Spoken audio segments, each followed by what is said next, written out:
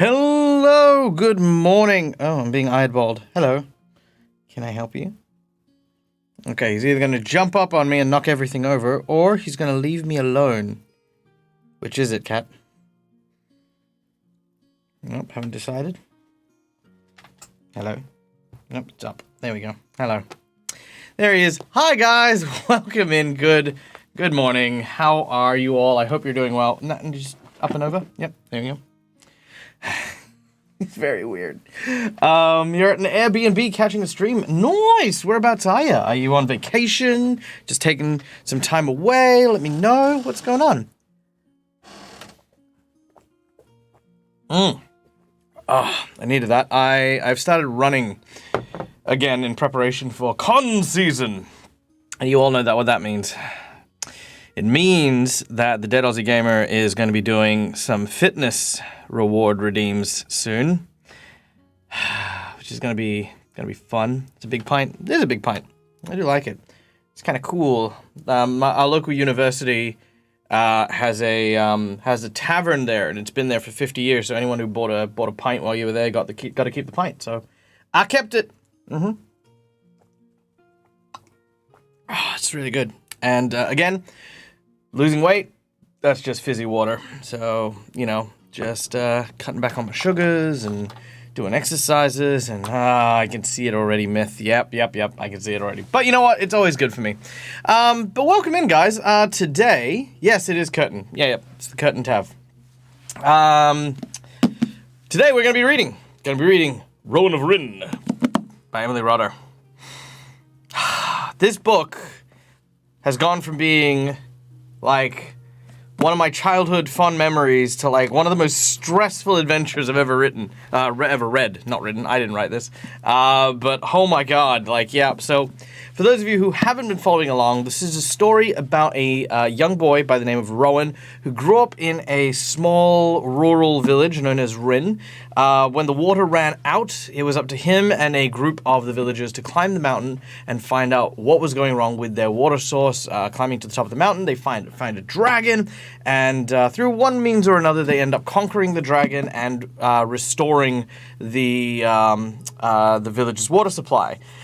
This, of course, makes Rowan very famous among the village, despite his villagers being quite big, stocky, strong people, and Rowan being quite a humble, shy, and rather frail tamer of Bookshaw, which are kind of like these yak-like creatures. But that was not the end of Rowan's adventures. That was merely part one. Part two saw the arrival of the travelers, people who wander from place to place, sharing stories and tales, allies of the people of Rin.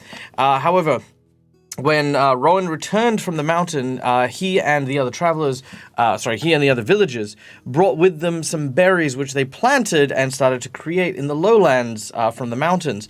Wanting to kind of keep it to themselves, they were kind of hush-hush about the berries and didn't tell the travelers, but the travelers kind of were here weirdly. Like they sensed something was wrong and came to investigate. But, after some like kind of subterfuge and some back and forth, it was eventually learned that really bad feeling came from the berries themselves. That long ago the travelers were descended from a group of people who had brought the berries down from the mountain and had their entire civilization destroyed by the creatures that used the berries as lures for people to come in, after casting a sleeping sickness and devouring people who fell victim to the berries. So yeah, after the second one where Rowan uncovered this plot and managed to free everyone before they were killed, Rowan's popularity and fame increased even more so. But again, not the end of Rowan's adventure, for in part 3, we see Rowan's mother Giller get summoned by the Maris people, an amphibious race of humanoids who are also allied to the people of Rin. Every so many generations, the Keeper of the Crystal, a leader of the Maris people, will perish and need to pass on the power of the crystal to a new, suitable candidate. Now, in ages past, this went to the fourth of the Maris tribes. There were our 4 tribes. However, the Zebak, an evil group of raiders, wiped out the 4th tribe, meaning that, at the time that happened, no one could choose a new keeper. But it was Rowan's ancestor who stepped up and took on the role of the chooser and decided who the next keeper would be. And from there on in, the tradition was that a member of Rowan's family would go and choose the new keeper of the crystal. However, betrayal and subterfuge were abound as Jiller and Rowan found themselves with the Marish people, where Jiller was poisoned. And then it was up to Rowan and the candidates to try and cure her poisoning with a journey to a small island to follow in the footsteps of the first keeper and try to create a cure. After this, trials, tribulations, and the like, a new keeper was decided, Jiller was saved, and all was well at the start of the current book that we're reading, which is Rowan and the Zebak, in which Jiller and Strong John of the Orchid were about to get married when a giant flying snake bird bat thing swooped down on the village and grabbed hold of Anad, Rowan's sister, taking her away to who knows where. Rowan, in absolute despair, went and, along with his friends, Zeal of the Travelers, Pelaine of the Maris, and Alun, the baker from the city of Rin, the four of them decided to go and try to rescue Anad. After going and visiting the old witch Sheba, who was kind of like the soothsayer kind of character, they got some tips and some hints, the usual riddles pointing them in the right direction, and they were off. And that is where we are in this book. The group of unlikely candidates have made their way to the realm of the Zebak, and they've crossed the tumultuous ocean. They've arrived with very little supplies. Their boat has been destroyed after the long journey, and they find themselves at a place known as the Wastelands. Dry, parched, and darkened. There was a riddle for crossing this particular region, and the riddle is as follows. The light that gleams at their back door will guide you from the lonely shore, but dangers seek you as you go, one from above and one hides below. One hides by night, one hides by day, and hard and stony is your way. They've determined that because there's no cover, no shade, the beating sun is the threat upon high, but no one knows what the threat below is just yet as they prepare for their journey in the evening, where the Maris man Pelaine will not dry out and perish. How do you spell that, Anad? A-N-N-A-D. You almost had it. There's just one extra N. Anad. Visiting a friend for a snowboarding adventure. Nice! First time snowboarding since the lockdown. Have an amazing time. I don't do well in cold. I will tell you this. I have a very yuppie demeanor, and I'm happy to say that, right? Like, I definitely speak and behave and act in a very particular way because I grew up a bogan. I grew up really rough around the edges, and I still am. But the only time you'll ever see it is when I'm either role playing or if I am cold. I tell you what, if I ever fall while snowboarding, you will see a side of the Dead Aussie Gamer you would never see before. Like cussing, swearing, it's not good. I tested this theory once when I was at my best friend's Bucks party, which I'd organized, and we were over on Rottnest Island. There was a challenge we put together where we had a watermelon with a bra on it, put it into a large container filled with ice water, right? And you had to unbuckle it with your teeth. And we thought, this is gonna be so challenging. He's gonna have a great time, and he's gonna have a really. But the freaking guy just goes down, wham, takes it off in like a few seconds. And I'm super competitive, so I was like, no, hell no, there's no way it is that easy. So I gave it a crack. The problem was the bucket didn't hold. So as soon as I went down, that was, for whatever reason, the moment the bucket decided, you know what, I've had enough. Smashed open, and I was drenched with ice water, and I was so loud and angry, and the things I said, the actual, security guys that are actually on the island came over to give us a visit because they were like, yeah, we heard some stuff. Yeah, that's not bad. So yes, there's definitely a wild side of DAG. Bras and a watermelon to open with teeth. Yeah, look, it was a great Bucks Night party. I just kind of Googled a bunch of hey, what are some Bucks Night games? And that was one of them. We also played Red Dragon Inn, and we had a bartender a guy who actually brews his own stuff. I gave him like a deck of the Red Dragon Inn cards, and he made all the drinks. It was freaking amazing. It was so good. For DAG to become the ultimate villain while role-playing, remove any AC during the colder months of the year. Yeah, if I'm cold, you will definitely feel it if I'm role-playing. All right. So guys, for those of you who don't know how this works, we're just going to be sitting back, chilling out, and reading today. If you have any topics you'd like to talk about between chapters, leave them in chat. We'll get to them in due time. As you can see here, down below us, we reached our cosplay fundraiser goal, so that's freaking exciting. I've already got some of the pieces together. More of them are on their way every single day. Once I have enough, I'll do a little fashion shoot type thing and show you guys what we've ended up with as a sneak peek before I end up going. So I'm very keen on that. Very, very excited. But yeah. I don't know what the next goal is going to be. I don't know if I'll have a next goal because, as you guys know, I don't like asking for money. I don't like doing fundraisers for myself and stuff. But you know, this was one of those like special occasion type things. So I was happy to do so. So yeah. Yeah. So any donations today they just come with a big thank you. That's really it. You know, I don't need donations at the moment. I mean, they're always helpful. Subscriptions are always super appreciated. Bits are always appreciated. Because, yeah, honestly, everything goes back into the channel. You know, like, I live comfortably. I don't live well. But, you know, like, any of the donations and stuff like that to make my games better are very enriching for me and provide great content for you guys. Like, if you haven't watched it already, this morning we had our Dragon Kitchen episode with Brandon, the GM from the Cantrip Cast, and we had Cole from Lightbox Dome, a.k.a. Quincy's Tavern, is one of my fellow tavern guards, and it was a lot of fun. So we make stuff like that, you know, like, the more funds I have to be able to work with things, the more I can make. So, yeah. Definitely can't okay for the cold either, but I sweat so much when I'm boarding. Yeah, fair enough. DAG has that red streak. It's still pretty warm. It is actually still stuck around pretty good. So I'm gonna re-bleach like a bit more of it because I think it mixes in with a lot of that hair, my black hair, and I want to get some more solid color to it. So yeah, it's actually held out pretty good.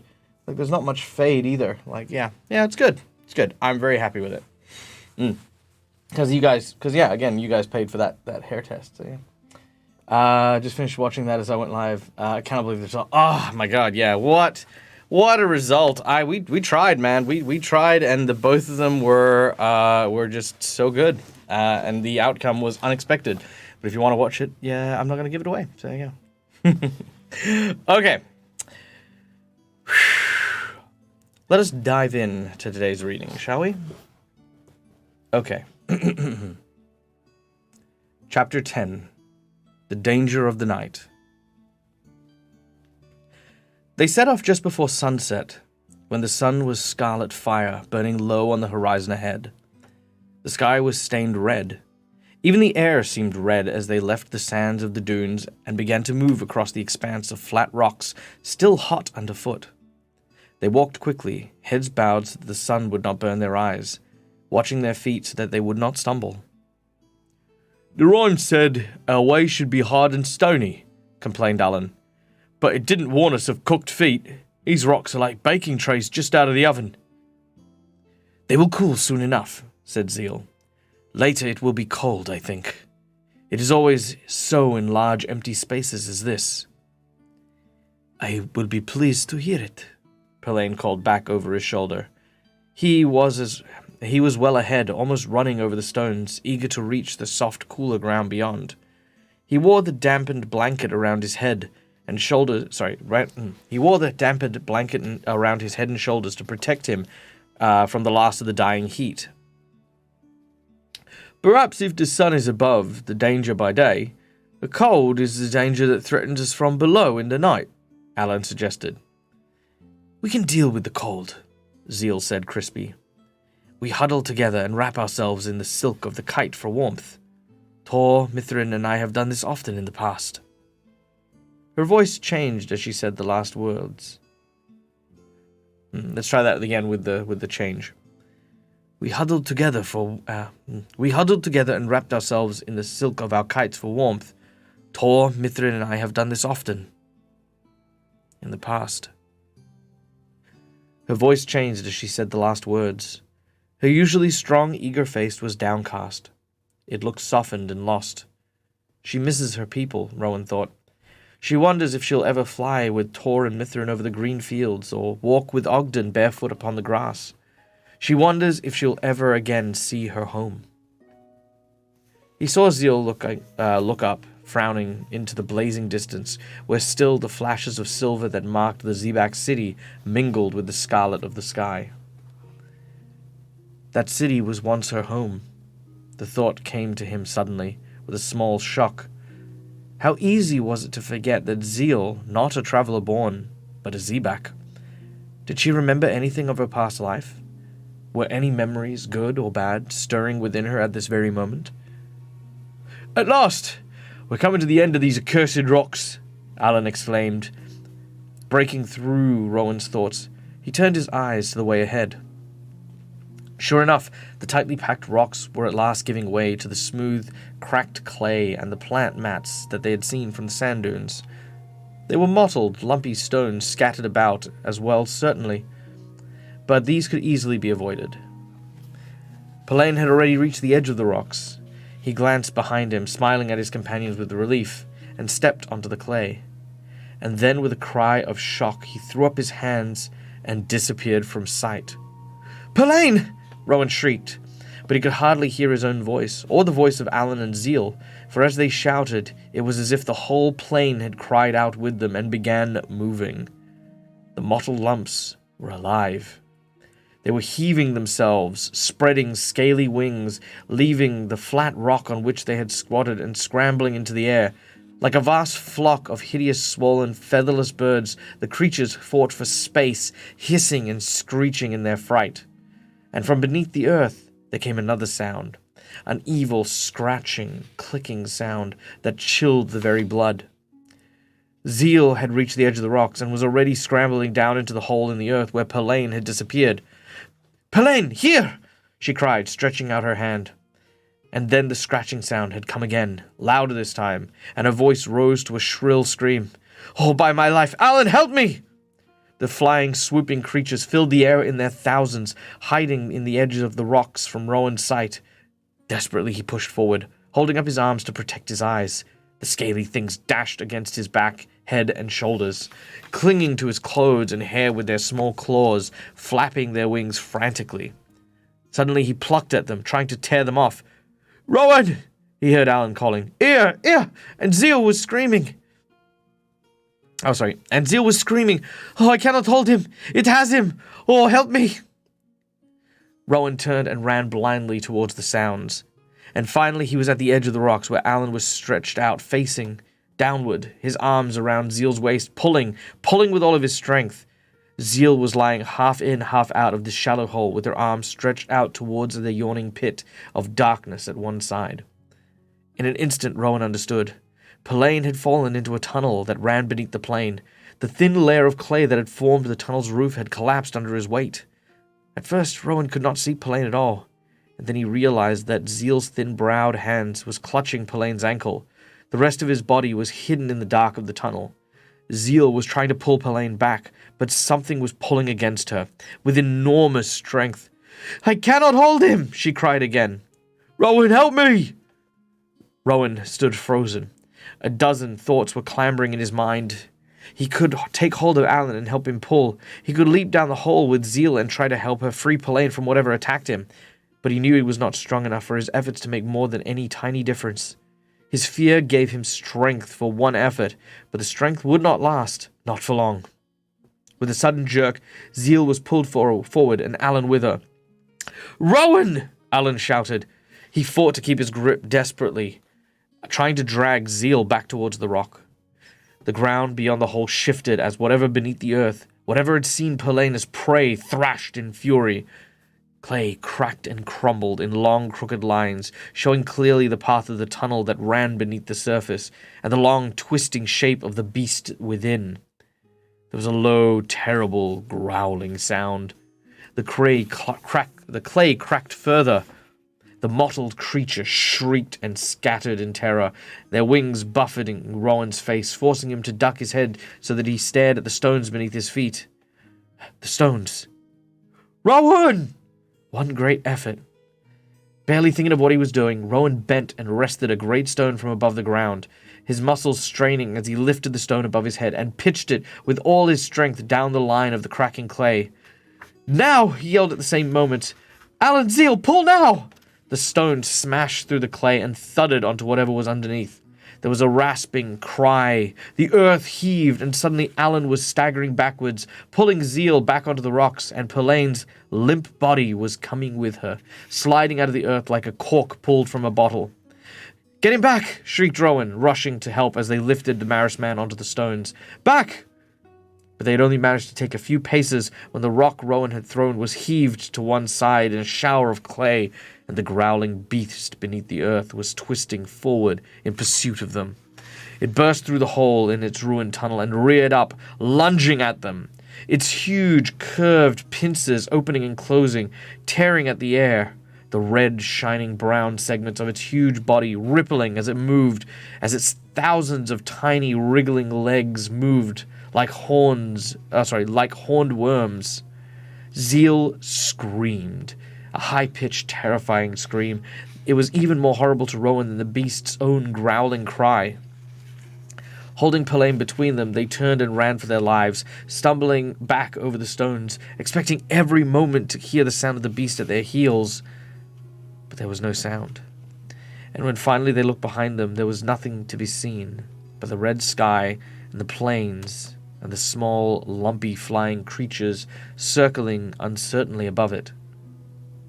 With a sobbing cry, Zeal collapsed onto the rocks, her head in her hands. Alan and Rowan lowered Pelane gently till he lay beside her. The Maris man was covered in clay from head to foot. His eyes seemed sealed shut. Alan knelt and pressed his ear to Pelane's chest, and Rowan watched, holding his breath, giving a long sigh of relief when Alan raised his head and nodded. He took the water bag to moisten Pelane's lips. You're safe, Pelane, he whispered. The blanket must have protected you from harm, and the creature is gone, Pelane. Awake! At last, Pelane's eyes opened. They were glazed with fear. Serpent! He hissed. No, no. No, shuddered Zeal beside him. Ishkin. Alan and Rowan looked at her in astonishment. Her face was white under the film of clay, her mouth trembling. Never had Rowan expected to see strong Zeal like this. Zeal, you remember? He breathed, suddenly understanding. She moistened her lips and nodded. I remember pictures, she said huskily. A picture. Horrible, frightening. They used to show it to me when I was bad, when I disobeyed. I'd forgotten it, till just then when I saw. She broke off and forced herself to go on. There were words, too. They would all point me. They would chant a rhyme. I'd remember it. I remember being so afraid. It went, bad child, wicked child, push you in the bin, out with the rubbish on your chin, chin, chin. Up pops an ishkin, then pulls you in, makes you cry and sucks you dry and throws away the skin. Her voice trailed off. She was shaking all over. Rowan felt his own skin crawling. What sort of people would terrify a tiny child like this? Zeal had only been 2 at most when she was found by the travelers. Zeal pressed her hands together to stop them shaking, and tried to laugh. Just a children's rhyme, she muttered. It is foolish of me to fear it now. But she still shuddered, as though it would never stop. Rowan and Alan exchanged glances. Not so foolish, my friend, said Alan lightly. Now I've seen this Ishkin for myself, and the idea of meeting it again is not all to my liking. There is not just one, said Zeal. She closed her eyes. There are many, many, many. The ground is full of them. Leaving Pelaine and Zeal to rest, Alan and Rowan walked back to the edge of the rocks. The sun had dipped below the horizon, and the moon had risen. The plain was still. The mottled flying creatures were clustered on the flat rocks once more. The Ishkin, it seems, do not normally attack on the surface, Alan said. They wait for prey to fall through the clay. The lumpy flying lizard things are safe upon the rocks. I cannot understand why there are so many flying lizards. Rowan scanned the strange scene before him. I have seen no insects or small creatures that could be their prey, and they do not graze upon the plants. How do they feed? As he spoke, there was a quarrel amongst the group of creatures, and two were pushed aside. One flapped clumsily into the air, and the other, less fortunate, fell scrabbling onto the clay. In an instant, the ground collapsed beneath its body, and there was a rushing, scratching sound, and the creature was dragged, screaming, into the darkness. Pardon me. Its companions chatted for a moment, then went back to their rest. Rowan turned his head away, sickened. Well, we know how the Ishkin feed in any case, Alan said grimly. No doubt the whole plain is undermined. No doubt the whole plain is undermined by their tunnels. Look, there. He pointed to the place where only half an hour earlier they had struggled so desperately to save Pelaine. Already the tunnel had been repaired. The earth that formed its roof was smooth as it had ever been. Sheba's rhyme. Hard and stony is your way. Rowan looked out again at the plain, at the treacherously smooth clay and the mats of small prickly plants, and finally the flat stones where the flying creatures clustered. Perhaps the stones. Alan nodded. Yes, he said himself. If the stones are the only place where the lumpy lizards are safe, it seems that we'll have to be lumpies ourselves. Lumpies without wings. We'll have to leap from one stone across to the next, across this accursed wasteland. He took a deep breath. Very well, Rowan. What must be, must be. We'll rouse Pelaine and Zeal and begin at once. If we're to reach the city by sunrise, there's no time to lose. End of chapter 10. Alright. I used to not mind the cold so much, survived 3 Finnish winters with negative 38. Woof, gross. I don't mind the snow, but fuck the ice, yep. Now I'm a little more sensitive to cold temperatures. I've grown soft. Yes, we've all grown soft. That's how it works. Softness is prosperity. That is why the rich, the wealthy, the well-off are soft. That's just truth. There you go.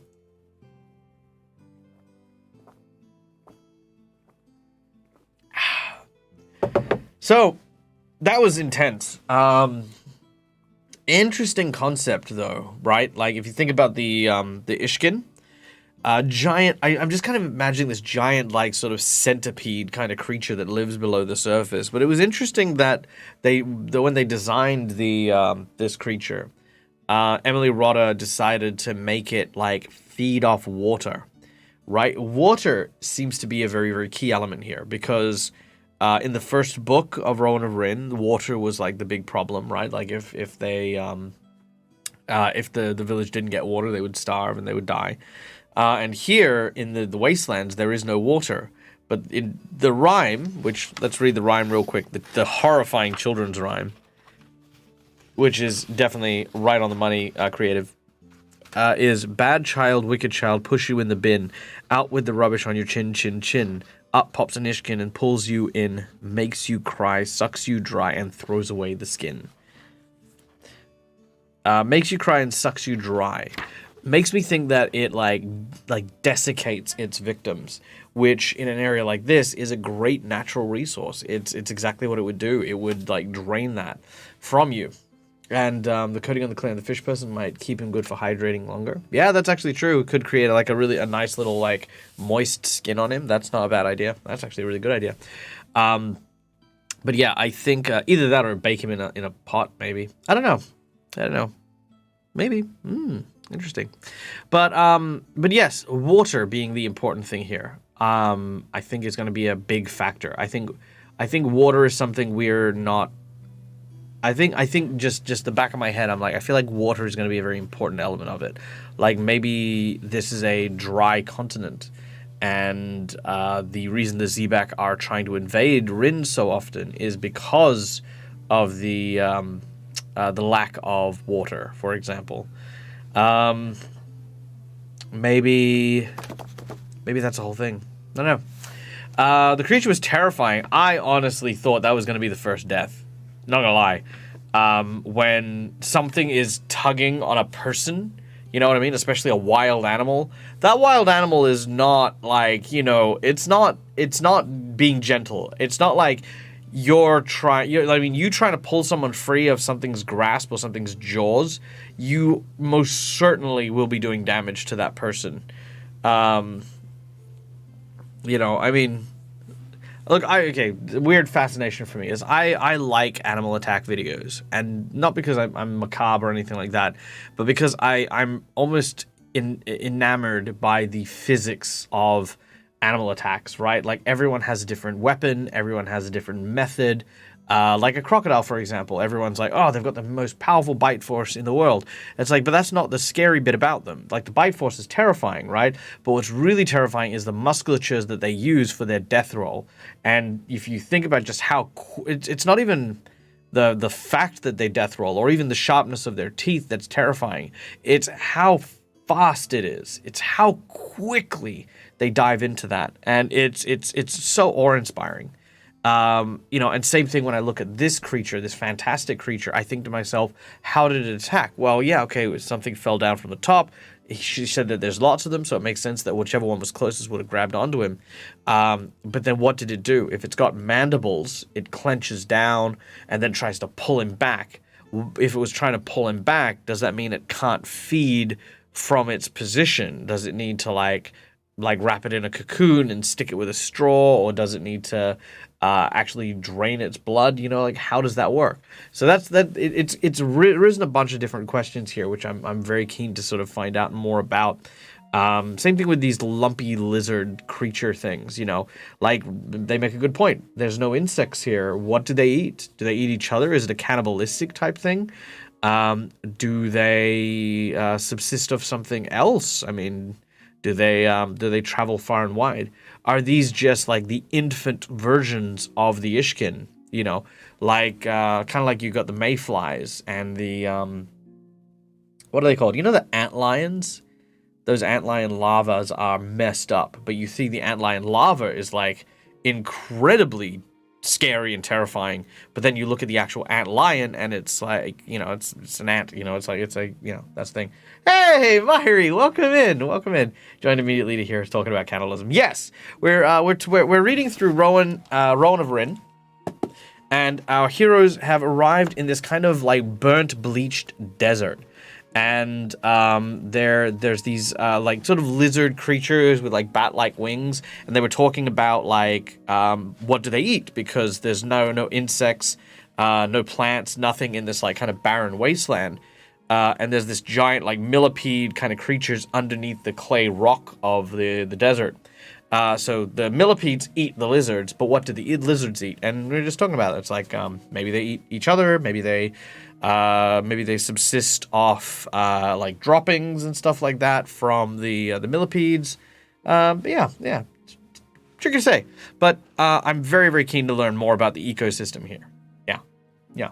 And guys, if you don't know who my friend Myri is, guys,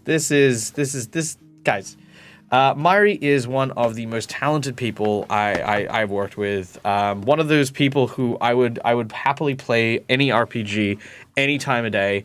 They are one of the great minds behind the Orkenspalter TV channel. Let's see if Michael can spell.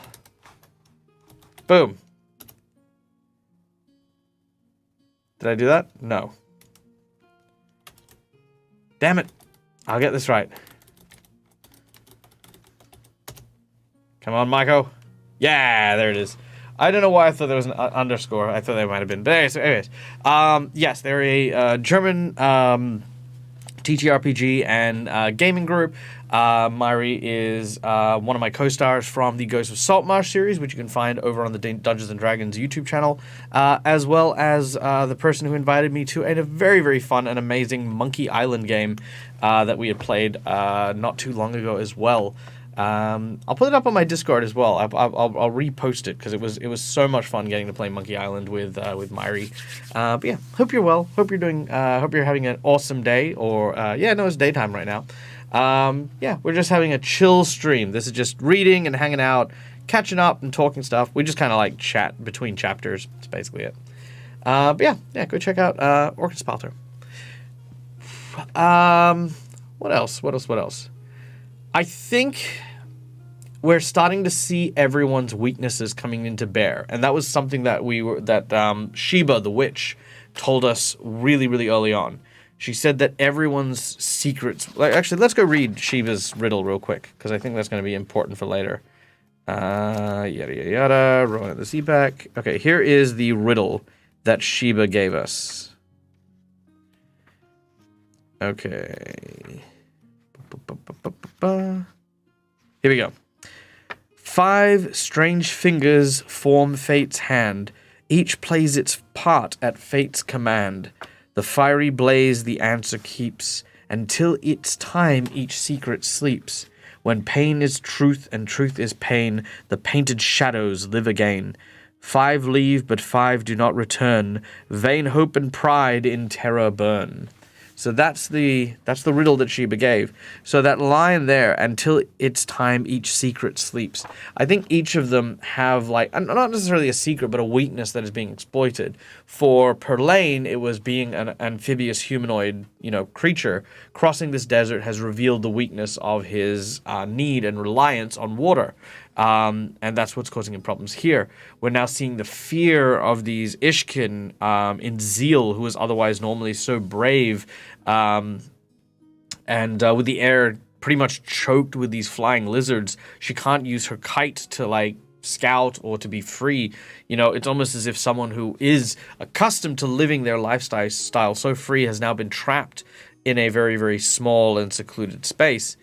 And yeah, I think it's in time we're going to start seeing Alan and Rowan's fears coming to light as well. So there you go. So very, very keen to see all that. Okay, what say we get on with the next chapter then, shall we? All right, get a drink real quick.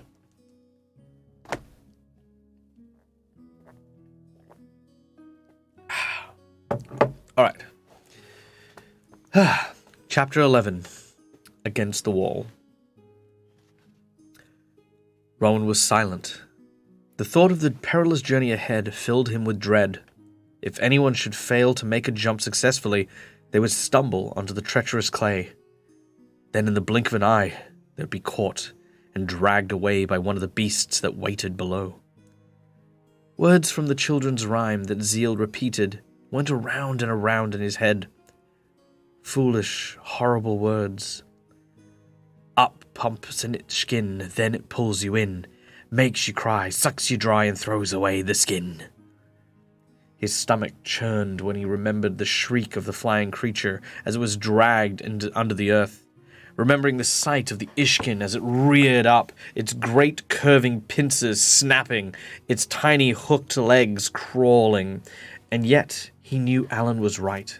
They had to cross the plain somehow, and there was no other way. Perlane is weak with shock, he managed to say, at last. And Zeal is afraid. Alan swung around to face him. And you and I are not afraid, I suppose, he demanded fiercely. Oh, let me try that again. And you and I are not afraid, I suppose, he demanded fiercely. Rowan started, unable to find an answer. Alan returned his gaze. Fear will make us stumble, Rowan, he said more gently. So we must pretend confidence, even if we do not feel it. We must pretend so that we can begin to believe. His lean face broke into a familiar clown's grin, and then he clapped Rowan on the shoulder. Well, I, for one, am used to pretending, and I've done it all me life. Playing the fool to hide me real feelings is one of me great talents, and now's me chance to use it. For many hours in single file, they began to leap from one stone to the next, zigzagging across the plains as the moon shone cold above them. Alan led the way, moving quickly, taking the easiest paths, but one that led as directly as possible to the small glow upon the horizon. The plain seemed to boil with movement all around them. The Ishkin slowly took their prey. The mottled flying creatures that Alan called lumpies were many and fought together often. So there were time and time again where the horrible scene that he and Rowan had witnessed was once again repeated. But never did Alan look down or aside. He only looked forward. His pockets were filled with pebbles, and these he threw to startle the creatures clustered on the stones ahead. "Move aside, lumpies!" he would shout. "Make room!" The lumpies would flap into the air, shrieking and hissing crossly. Alan would then leap at once, while the stone was clear. Then he would choose the next landing place, toss another pebble, and leap again. All the time he called back to Pelaine, Zeal, and Rowan, who were following behind him. His voice drowned the scratching, rushing sounds of the Ishkin attacks, the desperate shrieking of the victims. He was never silent. He was never still. He encouraged, joked, whistled, even sang. "Oh, I've always fancied myself a dancer," he would call. "What an excellent way to practice my art." And then the next time he would leap, he would spread his arm wide to make himself look as ridiculous as possible. Then he would make up a rhyme about a frog jumping for an insect and leap on, croaking or chirping to make them smile. He asked them riddles, made fun of wise sayings, invented insulting stories about everyone they knew. His voice grew hoarse with shouting. When he stopped for a few minutes to rest, he sang long and loud songs and insisted they joined. If they failed to answer him, he teased them. He would taunt Pelaine about his flat feet, calling Rowan skinny rabbit, or wondering aloud at the uselessness of Zeal's fine yellow kite when there was no wind to drive it. It was foolish, it was annoying. But Rowan knew it was saving their lives. It was taking their minds from their fear, forcing them to look ahead and drowning the terrifying sounds of the plains. It was helping them leap cleanly, saving them from the faltering clumsiness that would come if they remembered the fate which awaited them should they fall. So he did his best to shout back at Alan's insults, groan at his jokes, join in with his singing, though his legs were trembling with weariness, and with every jump he felt that he could jump no more. Zeal and Pelaine, beating back their own suffering, did the same. And so, hours after painful hours, as the moon sank lower in the sky, and the glow on the horizon grew larger and brighter, our troop went on. In the darkness just before dawn, Rowan realized that he had suddenly In the darkness just before dawn, Rowan realized that the way had suddenly become easier. The flat stones were more numerous, dotting the clay everywhere, even touching one another in places. It was no longer necessary to jump. He could step from one stone to the next in safety. The lumpies had become more numerous too, flocking so thickly that they had become a nuisance. They filled the air, crowding every stone, and quarreled loudly as they jostled for space. More and more arrived every moment. "Are they following us?" Rowan thought, puzzled. "They certainly seem to be. And yet they didn't follow us before. Can it be because we're nearing the city?" He looked ahead at the glow, which he had at last realized was a flame gushing from the top of a tall tower or chimney which rose high above the city. Other smaller lights were now visible too. They were few, but they were stretched away on both sides of the tower as far as he could see, shining above a layer of darkness that he guessed was high above the wall. The city was huge and seemed to be totally encircled. He had been concentrating so hard on reaching the city that he had given no real thought to what they were to do once they arrived. But now that the goal was so near, he could see the vastness, and the questions began rushing to his mind. How were they going to find Anad, his sister, in such a large place, let alone free her? How were they going to remain hidden while they searched? "We should stop for a moment and talk, I think," called Alan quietly. For some time now his voice had been lower. They were very near the city, There could be patrols on the watch, though it was hard to believe that the Zebak could expect invasion from the direction of this desolate plain. It was the city's back door, after all. Weary but relieved, they crouched in a circle, each safely upon a rock. They passed around food and water bags, and each of them drank deeply. They felt they could afford to do so now that the wastelands had been safely crossed. Lumpies squabbled and flapped around them. "Why are they gathered here?" whispered Zeal, batting them away from her impatiently. "They're coming from all over the plains as if just to purposely annoy us." "Well, they're useful to us in that fact," Alan said. "No one could see us in this crowd, even if they looked over the wall, or hear us either." Pelaine was gazing up at the sky, wetting his face with his hands and with the water. Rowan glanced at him, worried. The Maris man seemed very ill. He needed to soak. He needed to rest. And the sunrise was not far away. Soon that glaring ball would climb above the horizon at their backs, heating the earth and air, hotter, hotter. "What is our plan? Are we to climb the wall or walk along it to try and find a gate?" he urged. "A gate may be hours away, and we do not know which direction to try. Also, gates mean guards. It would be far safer and quicker to climb," said Zeal firmly. Alan shook his head. "It will not be safer or quicker for Pelaine or for Rowan." "Or for you, Alan the baker. I have no doubts," sorry, let me try that again. "Or for you, Alan the baker, I have no doubt," grinned Zeal, taking her revenge for the way Alan had teased her during the long night. "But you have done your part. You brought us through the wastelands with your clowning, and now it is my turn to... What did you say? Practice my art. I will climb the wall and find a place to fasten rope, and pull you up after me, one by one. But it must be done in darkness." They hurried forward, almost running in their haste, but soon they had slowed again. They had left the clay behind them completely and reached the solid rock on which the city was built. There they found themselves wading through thick layers of sticks and stones, which threatened to trip them up at every step. The Lumpies, too. There were so many of them it was impossible to walk between them or see the way ahead. Thousands of them, thought Rowan, stopping for a moment. They could overwhelm us if they chose. He shivered nervously at the thought. Yet, surely there was no reason for us to fear the creatures. Despite their ugly appearance, the spines on their back and their sharp little claws and teeth, they did not seem dangerous. Except occasionally to one another.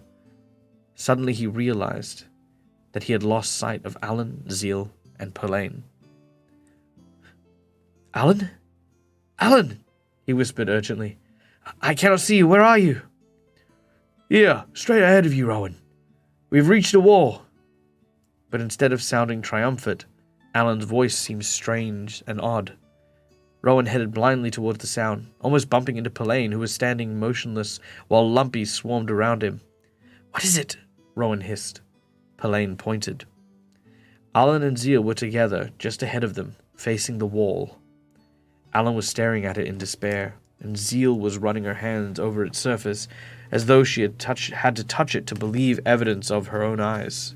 For the wall was not made of brick, stone, or wood. Full of joints and two holes that may have been easy for a climber. The wall was made of metal. Polished sheet metal that rose, smooth and slippery, to a sharp edge high above their heads. Rowan stared at it, dumbfounded, realizing several things at once. He realized that the source of the distant flash they had seen when he first looked over the plains had been the glinting of this metal as it was caught by a newly risen sun. He realized that though the metal was cold now, by morning it would be too hot to touch and would radiate heat over the plains and everything in it. To stand beside it, as he was doing now, would be like standing in a flame. He realized that no one could climb this wall unaided, and that the sharp edge of the top would slice through Zeal's rope in a moment. Could we tunnel the wall instead? He thought wildly. He crouched and scrabbled at the ground, and cried out as he realized the last most terrifying thing of all. He and his friends were not the first to have stood despairingly in this place.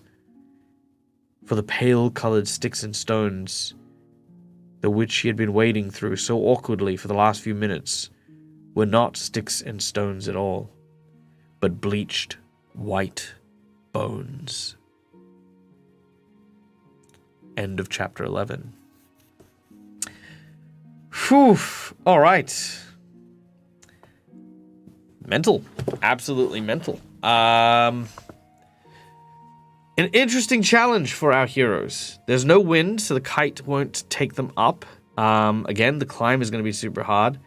If they walk around, they, run the risk of bumping into guards, and that's if they can make it before the sunrise.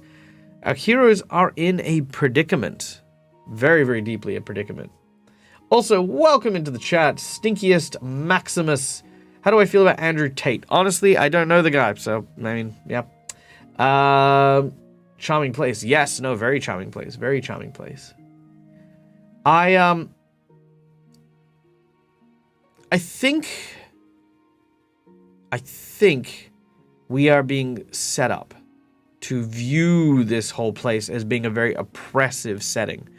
With the wastelands, with the creatures, with stuff like that. I'm very interested to see how the city is painted. Is the city a utopia? Is the city this just seems very, very advanced for what up until this point has been described as barbaric, painted war faces, riding on warships, conquering people. I was imagining kind of Viking lands, and I thought that which I'm sure many of you guys did, that the light that they had seen across the wasteland was like a lighthouse or something, or like a watchtower or a spotlight or something. You know what I mean? Like something important. The fact that it was the shining metal wall, I'm like. What does that mean? Is this actually like a really like advanced civilization? How have we been under the idea that we've been in a world of like fantasy and like medieval technology, but actually these guys here are well and truly advanced? Are we going to see cars in a few seconds? My mind is kind of like thrown a little bit from that. It's a really great way to set up an ominous location. Absolutely, 100%. And it still plays into that sense of bleakness, right? No handholds, smooth surface. It's definitely continuing that sense of isolation, that fear. It's building up so much stuff. Feels like the expectations of the author is going to give us a sharp turn somewhere. Yeah, that's what I'm waiting for. I'm waiting for that twist suddenly.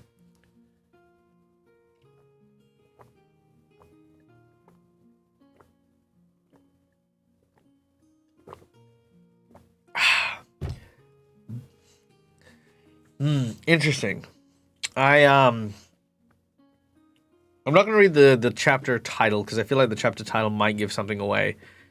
But we'll have to see. Another abandoned city like the Traveler's Lost Home. Yeah, actually, that's a good point.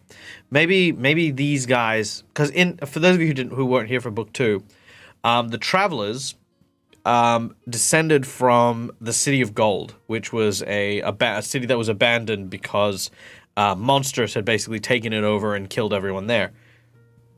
But it was said to be like the height of civilization, the height of, prosperity and stuff like that.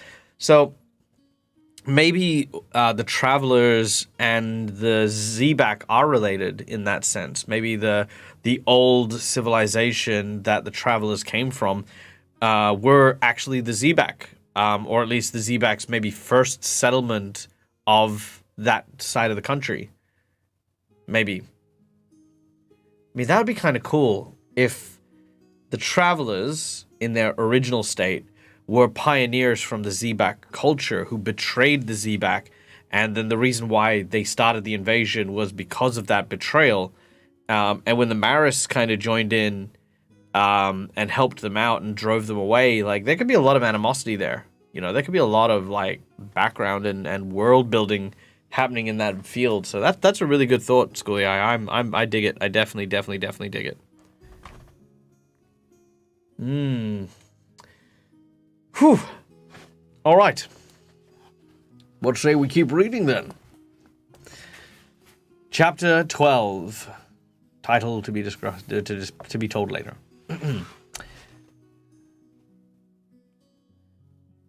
How many poor wretches have been thrown into the wastelands to die? Sorry. Wrong voice. Let me try that again. How many poor wretches have been thrown into the wastelands to die? Muttered Alan. How many thousands over the centuries to create this horror? He stared with loathing at the lumpies, whose reason for massing in such numbers and at this place now seemed horribly clear. Look at them, waiting for us to die in our turn so they can pick our bones, he growled. You asked how they fed, Rowan. Now you have your answer. It may not be, said Rowan in a low voice, but the lumpies were crowding in, pressing them to the wall and hissing in eagerness.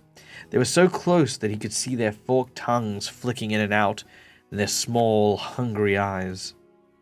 Now he could see how much they resembled the creature which had snatched Anad. They were its smaller relations, and what they had lacked in size and strength they made up for in number. Get away! Zeal stepped forward, threatening, and the lumpies beginning to scatter, but only for a moment. Soon they were creeping back and pressing in once more. The four companions stood staring at the wall. At their backs the sky was lightening, turning pink. The wall had begun to reflect the color, and it also had begun to dimly reflect their tired, pale faces, and the lumpies crowding around them like creatures from nightmares. On both sides the wall stretched into the distance. Endless, shining metal plates fused together. There was no hole or gap, no knob or catch, no sign of a gate, no possibility of escape from the heat to come, and bones glimmered on the ground as far as the eye could see. Have we come so far, and suffered so much only to die within sight of this accursed city? Cried Alan. And suddenly Sheba's words came into Rowan's mind. When you really need them. He pulled the oilcloth from his back packet from his shirt, and he took out one of the four remaining sticks. Zeal, we must start a fire, he said urgently. We must see if Sheba can help us. Zeal pressed her lips together. The witch lured us here to this place of death with her instruction to follow the light. She betrayed us. It's true, Alan's face grim. For her own reasons or for her own pure wickedness, Sheba wishes us never to return to Rin. But Rowan could not believe it. He would not believe it. He glanced at Perlane, the Maris man leaning against the wall, his eyes closed. Zeal, please, the flint, he begged. Give it to me, I must try. The sun's about to rise, the heat will soon begin, and Perlane... He broke off, unable to finish. He threw himself to his knees, scrabbling among the bones, collecting dead leaves and twigs blown in from the desert plants. He then had enough to barely make a tiny blaze, which he heaped up in front of them. With the stick balanced on top, he held out his hand. Grudgingly, Zeal gave him the flint. Rowan struck a spark, and the dry leaves and twigs on their bed of bones caught fire immediately. First smoking, then bursting into flames. As the stick flickered sickeningly green and flared up strongly, Sheba's face once again appeared, wavering in the blaze. Rowan stared, caught and held by its image, by its growing strength, by its deepening red eyes. His right hand began to burn so that he almost cried out in pain, and then the voice came to him. At dawn the enemy attacks. As hunger howls, the mirror cracks. Then pressed against the shining wall, like worms among bones you'll crawl. It's useless now to fight or plead. Squirm softly while the creatures feed. Horrified, Rowan jumped up and kicked the fire, stamping it out and crushing the ash to powder. Throbbing pain in his hand slowly died, but Sheba's terrible words still burnt in his mind. What did they say? Asked Perlane faintly. He was still leaning against the wall. His face looked shriveled and white. The terrible tiredness that had gripped Rowan when he burned the first of Sheba's sticks was now sweeping over him yet again. He could not bring himself to repeat the rhyme, but he knew he had to tell the truth. She jeered at us, he mumbled. Seal was right. Sheba led us here to die. Perlane closes his eyes.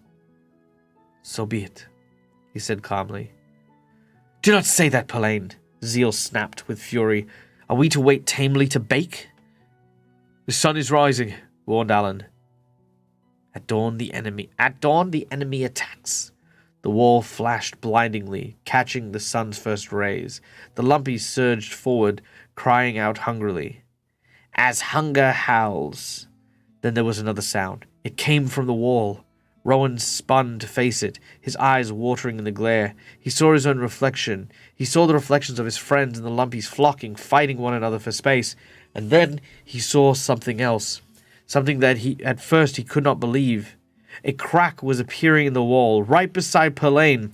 The crack ran down one of the seams from the top to the bottom. It was as though the seam was parting.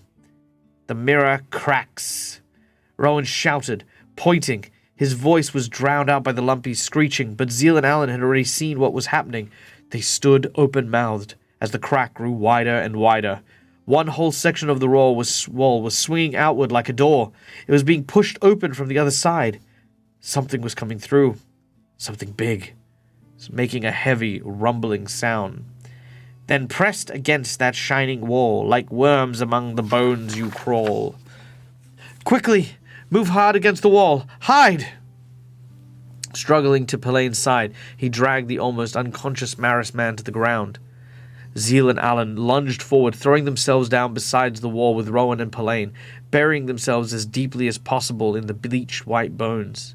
Just in time, for the next moment the wall was fully opened, and a huge covered cart was lumbering through. 4 Zebak were pushing the cart, grunting with effort. What job is this for trained guards? The man nearest to Rowan growled. One Urk with Gatch could do it. His heavy boots crunched on the bones beside Rowan's head. As he passed, Rowan peered at him cautiously. He was very tall, broad-shouldered, in his steel grey uniform. His pale eyes were angry. Black streaks ran down his forehead from his hair to his nose, making him look cruel and stern. The Gratch have more important duties, snapped the guard next to him. You have your orders, Zano. Do not question them, or you will find yourself locked out in the wastelands as many before you have been. Choosing between the Ishkar and the wall, added another one of the guards, snickering. Zano kicked angrily at the lumpies flocking around his feet, but said nothing more. Rowan lay motionless beside Pelaine, his heart pounding, the guards passing.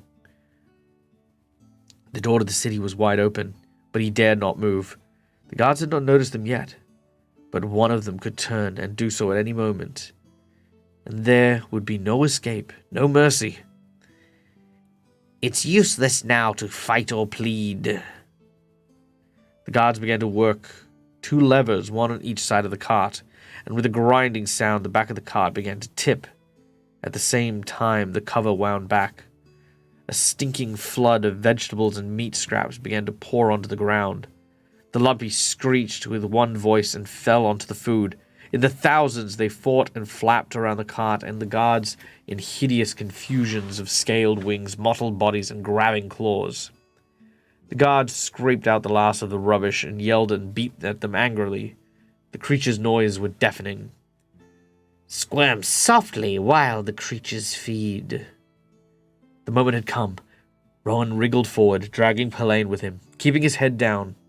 He felt Alan and Zeal helping from behind as he crawled through the gap in the wall and to the city beyond. They lay low in the shadows of the wall, panting with fear and looking around them quickly. They were in a large square paved with red brick. The square was littered with scraps of food that had fallen from the cart and was otherwise deserted. It was too early for anyone but the guards on duty to be awake, it seemed. A narrow road lay ahead, to a tall building topped by a flaming chimney which they had seen from the plains. Other, longer buildings squatted on either side of the square, their doors firmly closed. The place smelt sourly of smoke and garbage. Where should they go? Where could they hide? Soon the guards would be trundling the empty cart back into the square, and there was no time to lose. Bells began to ring somewhere in the center of the city. They clanged on and on, waking the sleeping people, stirring the city to life. "Water," groaned Pelaine. He waved his hands to their left. Zeal tugged at Rowan's arms. He saw that she was also looking to the left, to a place beside one of the buildings where a flight of metal steps led down into the ground. Rowan hesitated, but not for long. The cart was coming back. Already he could see the front wheels rolling through the gap in the wall. He nodded, and together he, Zeal, Alan, and Pelaine He nodded, and together he, Zeal, and Alan, with Pelaine held between them, ran for the steps. The mingled sound of the cartwheels on bricks and the screeching of the feeding lumpies floated around them after they had hurried down and into the darkness. At the bottom of the steps there was a door. Alan turned the handle carefully, and the door opened as they slipped inside. They found themselves in a brightly lit passage. It was lined with metal like the metal of the walls, and there was a distant thumping, roaring sound. "There is a creature here," hissed Zeal, putting her hand to the knife at her belt. Rowan shook his head, puzzled. It doesn't sound like an animal. It is regular, like a millstone grinding. "A machine, then," whispered Alan. "Do not worry about it. We must find Pelaine some water, and quickly. If he does not soak soon, he will die." His forehead was creased with worry and with a worried frown as he glanced at Pelaine's closed eyes and pale face.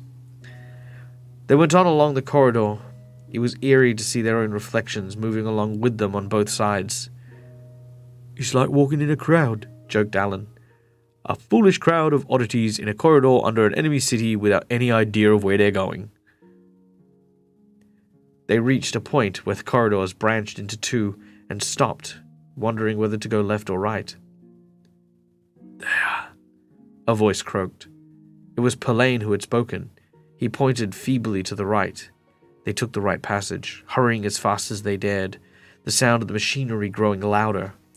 The corridor branched again and again. Many other smaller passages ran from each main way. All were deserted, but all brightly lit and lined with the same shining metal. None had doors. They could see. But each time a choice was made, Pelaine pointed and they obeyed. Alright, that chapter was known as The Mirror Cracks. And I kind of figured if I told you guys at the start the chapter's name was like The Mirror Cracks, I feel like you would have been like, oh, it's going to open up. So I chose not to. Welcome in, Grusvity, or Gravity, I'm going to call you Grav, because I feel like that's what you wanted your name to be, was Gravity, but yeah. Or Vit. What do you prefer? Let me know. But welcome in. We are reading books. Sheba had come through for Rowan and creepy way through all the books, so I don't see why he'd be doubting her now. I don't think he's doubting her. I think the others are doubting her. Like he's definitely like he does. Like it says that he doesn't want to doubt her, but it's very hard when you're surrounded by people who are emphasizing that. Vidi is what you go by now. All right, Vidi it is. Done and done. But welcome in. It's good to see you. Yeah. That was pretty sneaky. This is how stealth missions should look. Just in D&D and stuff like that. Hey, D. Campbell, welcome in. Thank you for joining us again. I hope you enjoyed this morning's festivities. Thank you so much for participating this morning. But yeah, oh my god. So, Rowan, Pelaine, Alan, and Zeal hiding among the bones as the creatures were feeding, only to sneak in behind them. I feel like that's how most stealth missions should work, but it never is. You've always got that one paladin who's wearing full plate, who's like, okay, we all need to sneak in. All right, everyone, let's get in. The rogue sneaks in. The wizard kind of sort of sneaks in. The bard sort of sneaks in as well. And then you got the paladin, clangety, clangety, clangety, clangety, clang. And you're just like, well, shit.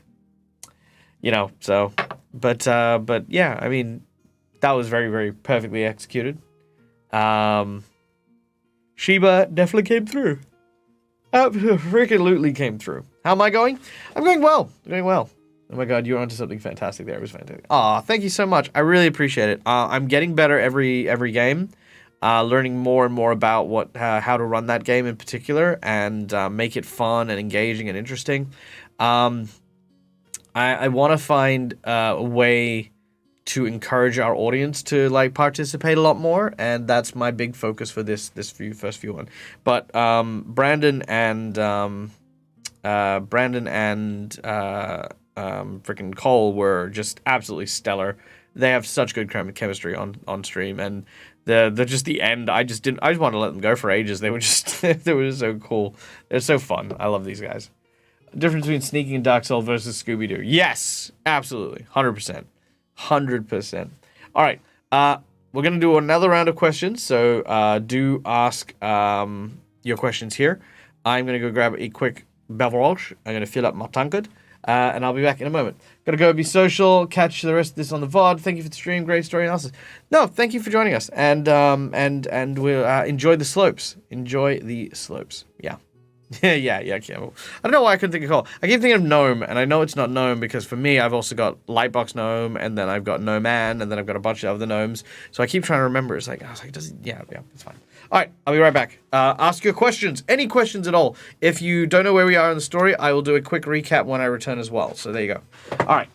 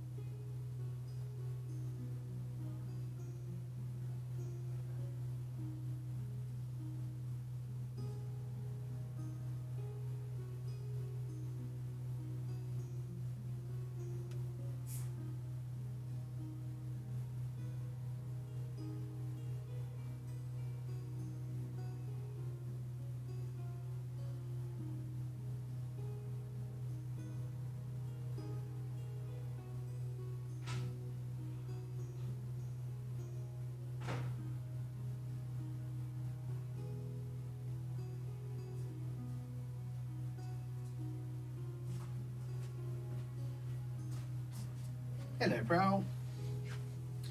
My cat is asleep on the chair over here. All right, there we go. Boom. All right. So, let's talk recap. So, our heroes, Rowan's sister has been kidnapped by one of the Lumpies, we imagine, or at least something like one of the Lumpies, a giant flying lizard creature, and taken from the town of Rin across the seas to the Zebak lands. Rowan, in accompaniment with some of his friends, Alan the baker from the town of Rin, who is half traveler and half proud man of Rin, Zeal, who was born a Zebak but ended up being adopted by the travelers and is one of their kite flying forerunners, and Perlane, the Maris man, who is an amphibious humanoid from the coast. These four individuals have crossed the tumultuous ocean in order to get to the land of the Zebak, and have just finished crossing over a wasteland of like cracked desert and giant flesh-eating millipedes and a whole bunch of nasty stuff over there. And now they've finally arrived at the Zebak capital city. So that's kind of a big thing. That's a huge thing at the moment. What else am I forgetting? Am I forgetting something? Also, the witch Sheba, who is of course one of the major characters in this series, has given them some like little things to light on fire so that she can guide them towards Anad, Rowan's sister, who is here somewhere. So it's a rescue mission in essence. So yeah. Vidi, having water available to them so that they could survive the present is a real danger to the group, but it's a slow adventure down. How do you feel about similar mechanics in TTRPGs in the form of grung or other amphibious races? Is it a good mechanic, or does it hinder the storytelling in the game? Good question. Here is the way I view it. Because, I mean, you can apply this to anything that has resource strain, right? I'm going to call this just resource games. So, for example, spell component pouches, ammunition, food and water. There are lots of elements that are mechanics that I think add to a game. Oops, sorry, I got a little buzz here. Who buzzed me? Oh, it's my dear friend Shades. Thoughts on Pathfinder 2 snares? If you want to check it out, it's on the Discord in the Pathfinder chat. Sharing his thoughts on snares. I like snares. Big fan of snares. Okay. Where was I at? Yes. If these mechanics would make the game more fun for a particular player, absolutely, right? Resources are great. Let's say, for example, I am playing with a person who is a chef character who wants to cook food for my entire group. Great, fantastic, that's wonderful. I will add food and drink and stuff like that to my game because that's what my player wants to get from that experience. Same thing if I have a player who wants to focus on, like, I want to do some spell building. I want to create magic. You know, I don't just want to use the standard spell list. I want a bunch of homebrew spells, and I want to gather reagents in order to make the spell components for this. Great, fantastic. You've come up to me with this idea, so we're going to add it in. Same thing with, you know, like characters like the Grung, who may need water, or, you know, creatures with light blindness who can't travel during the day. If these elements are things that are going to be part of your character and something to add to it, wonderful. I will embrace that. If you do not have that, or if your character, or if your players simply don't have an interest in playing it, don't use it. That's literally it. I've had plenty of opportunities where my players have wanted to play a Underdark race, whether it's the Durgar or the Drow or whatever. I always make it readily available for them to get a pair of sunglasses, because they're basically like sunglasses. They're like goggles of the night where you like put them on and they remove your light blindness. Great, fantastic. Means you can't wear any eye slot magic items, and you know you don't have to worry about always like traveling at night or not being able to travel in the day. Because if it doesn't add to your game, there's no point to it. You know, that's literally it. I haven't played a character who is water dependent. Like, I know the Lokatha are also water dependent. I know the Grung are water dependent. I haven't played with any of these races, but I think it would be a lot of fun in a long-term campaign about exploration and travel. We played in a pirate game recently. I only played a couple of sessions of that game because the GM had other commitments. But we had a character who was a druid, Lokatha, who, you know, at the start we shipwrecked on an island. And, you know, he ended up having to travel on land for great deals of this. Plus, there was, like, a dungeon crawl and stuff like that. And we had to do things like, you know, the blanket covered in water. We had to do, we had to go and, like, always, when we were traveling, we'd have to make sure we traveled with the river so that, you know, he could always, like, when we rested, he was actually resting and not, you know, suffering in the tents, like, in the middle of nowhere. It made that game interesting, I'd say this. Like, it made that particular session interesting. Though I cannot speak for every game. I think the player played it well. Like, he wasn't very demanding of it. He wasn't constantly trying to make it the main focus of what we were doing. But, you know, whenever we had to go into downtime or whenever things kind of were at a good point, he would bring it up and it would be a case of, oh yeah, we need to really kind of be careful about this whole thing. So yes, I think it can be a good mechanic. It can also be a very distracting one. You've got to kind of play it and play it by ear and see where it's at. But yeah, depends on the player, depends on the game. Lots of variables. I would say, give it a go if you want to try something like that out. Flaws, I think, make characters strong or make characters good. And definitely like a flaw like you need to be around water is a decent one to consider. Like, sometimes I'll add flaws to my characters. Like, one of my characters is afraid of heights and refuses to fly. Actually, it's one of the ones that I'm in I play, like, me and Rob are in a private game during the week, and my character hates flight, and we've had so many situations where we've been in the mountains, and the group, I cast fly on everyone, and I'm like, I am not flying, and then they'll grab hold of me, and while I scream, they'll, like, fly me through the air, or I'll run with them on the ground, which is funny because I actually run faster than they fly. What was the other thing they did to me? They put me in a house that they then shrank, and then they carried that with them. So that was also fun. And I think they grabbed me while I was unconscious and flew me somewhere at some point. Because, yeah, I will fight. I will struggle because my character it just doesn't want to be flying.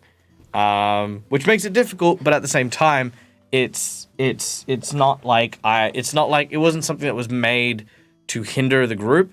It was always the case, and there are ways for me to work around it and things that we do that it's like, well, we have no choice, we have to fly, and then that becomes the whole thing. So yeah, if during a longer campaign one player wanted to play with the mechanic but another did not, what kind of or do you have any suggestions to compromise?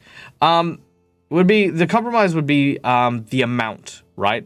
So, like, firstly, my rule is that when you play a game, you play to your enjoyment, but not at the expense of other people, which literally means the exact same thing needs to be the case for two of them, sorry, which needs to be the case for the both of them.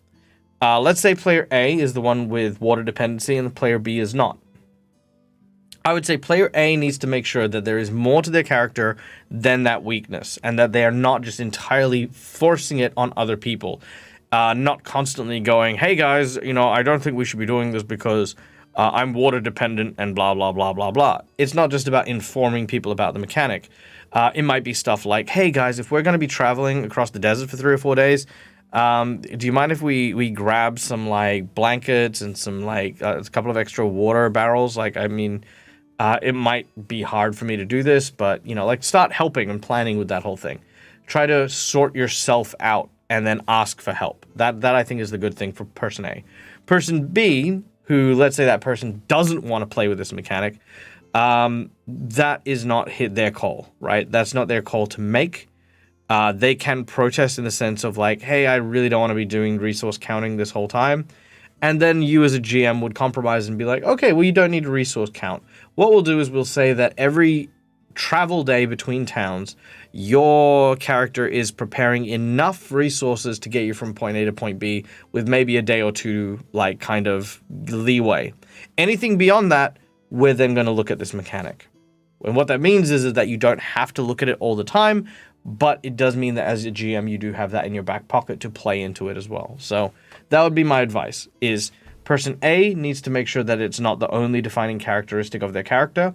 Person B needs to accept that it is for someone else's enjoyment, but that it's not going to be the majority of the game is being dedicated to that element or to that. Soon he gave up. There were too many turns, and every passage looked the same. As well, now that the immediate danger of the discovery by the guards had passed, the terrible tiredness he had felt by the wall sweeping over him again. It was an effort to put one foot after the other. All he wanted to do was lie down and sleep. "This is folly," muttered Alan as they turned for the 10th or 12th time. "We'll never find our way out of this maze." Rowan could hardly hear him.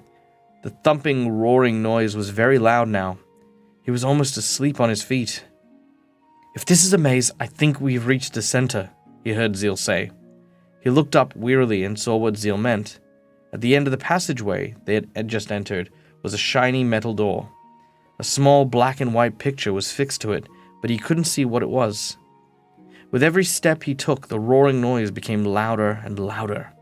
But still, Rowan could hear Pelaine gasping painfully as he struggled on between Alan and Zeal, trying to hurry.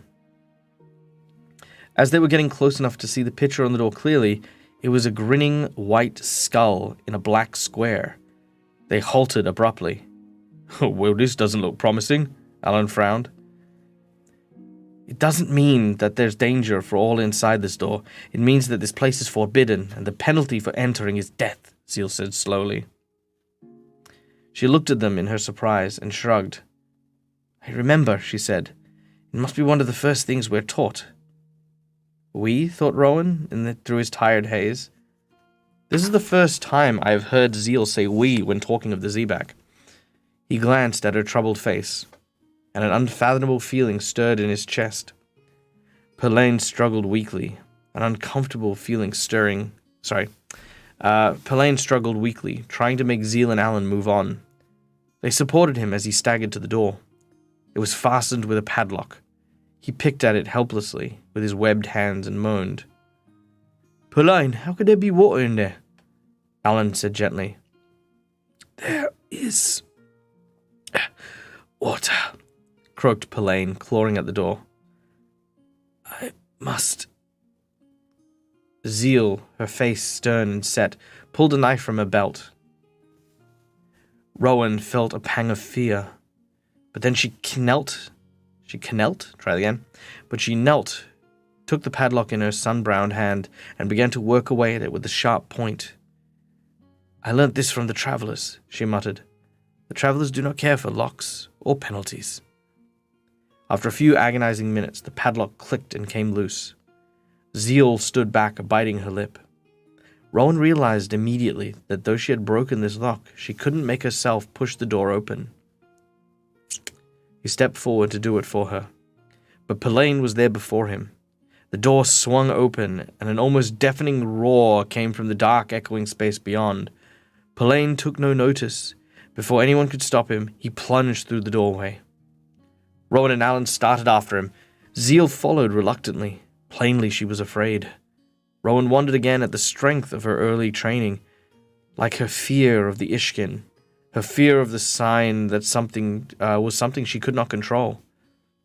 Light from the corridor streamed into the room beyond the door, shining onto the metal floor, but as soon as they were inside, Zeal pushed the door shut and stood against it. The blackness was complete. The space pulsed with sound, roaring and rushing sounds. Rowan could see nothing. He reached out blindly. Alan! Pelaine! He shouted in panic. I am here, called Pelaine's voice. But do not move. It is not safe for you. There was a clatter from somewhere to Rowan's right, and Alan bellowed in pain. Rowan began to edge towards the sound, his heart beating wildly. He's all right. I just hit my head on something. Clumsy fool that I am, shouted Alan. What was it? Wait, I think... Yes! There was a scratching noise, and a small light appeared. It glowed, then brightened. At last Rowan could see Alan's face, smeared with streaks of sooty oil as he held up his hand from a grimy oil lamp. Alan grinned. If it's necessary to hit something, I'm glad it was this, he said. It was hanging here just beside me. With a box of striking matches on the shelf behind it, all complete. Now shall we see where we are? He held the lamp high and moved slowly around. Rowan gasped. They were standing on a metal platform that hung over the edge of a vast underground lake, a lake as large as the Bookshaw Field in Rin. Beside them, taking up most of the platform space, squatted a monstrous machine that chugged and throbbed unceasingly. The lamp had hung from the shelf at its side. On the shelf were some gloves and a few tools, as well as a can of oil. Alan pointed at the silver pipes which snaked up from the water and climbed the walls before disappearing into holes in the roof. They pump water up here to the city, he exclaimed in amazement. This lake is like a huge well, and this machine must be a great pump which works itself. Who would believe such a thing? Rowan glanced at the door. Zeal was standing there, utterly still in silence, her face pale and tense. He turned back to Alan, and together they crept cautiously towards the edge of the platform and knelt, peering over the edge. In the black water below them floated Pelaine. His eyes closed, but they could see that he had come to no harm. He was regaining his strength slowly but surely. Already he was not so pale, and he was breathing steadily. Looking down, Alan shuddered. Rowan knew what he was thinking. If they had stumbled over the edge of the platform in the dark and fallen into the deep, deep water, they would certainly have drowned, and Pelaine would have been too weak to save them. It's as if he felt their gaze. Pelane's eyes then opened. He looked up at them and smiled peacefully. "You were right, Pelane," Alan called to him. "Of course. A Maris can smell water wherever it lies," Pelane answered drowsily. "Rest and soak, Pelane," Rowan called. "We'll be back soon." "1 hour," said Pelane, and his eyes closed once more. Rowan's own eyelids drooped as he watched. He was so tired. So tired. He shook himself. There was no time for sleep.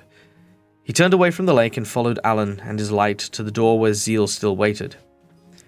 "It's probably safe as any for us to get... It's probably as safe as any for let me try one more time. Also, hi, Seaguard. "This place is probably as safe as any for us to get rest," said Alan, above the roaring of the pump. "A little noisy, perhaps, but one cannot ask for everything." Wordlessly, Zeal held out her hand for the lamp. Alan looked surprised, but gave it to her.